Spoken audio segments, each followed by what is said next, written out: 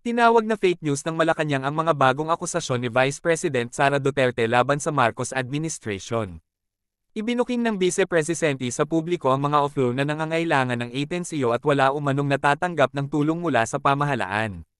President Marcos should know that we have several overseas Filipinos around the world, detained, distressed, abandoned or neglected, who have not had the benefit of a single welfare check from the Philippine government, ang pahayag ni VP Sara. They need you but you have failed them. We, Filipinos, deserve better, dugtong pa niya.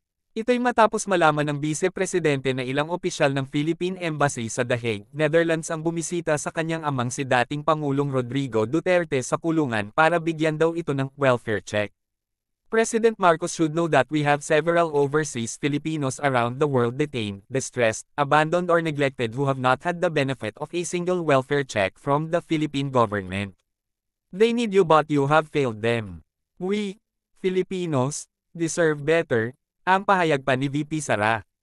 Sa press briefing naman ng Presidential Communications Office PCO, Rumsback si Palace Press Officer Undersecretary Attorney Claire Castro kay VP Sara hinggil sa kalagayan ng ating mga OFW. Yan po ay malaking kasinungalingan. Nakausap po natin si USEC, Bernard Olalia, at tinanong po natin kung ano ang masasabi ng nasabing ahensya.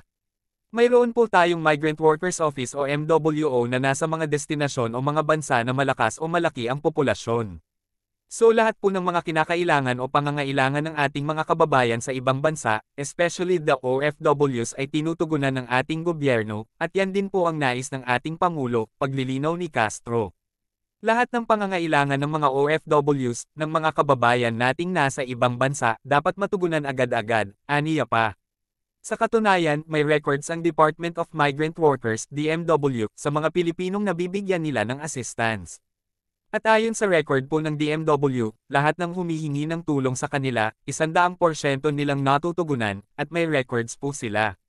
At mayroon pong quick response team ang DMW at kung kinakailangan ng rescue, at hindi agad sila nakakapasok, humihingi agad sila ng tulong sa mga autoridad, mga police authorities sa nasabing bansa.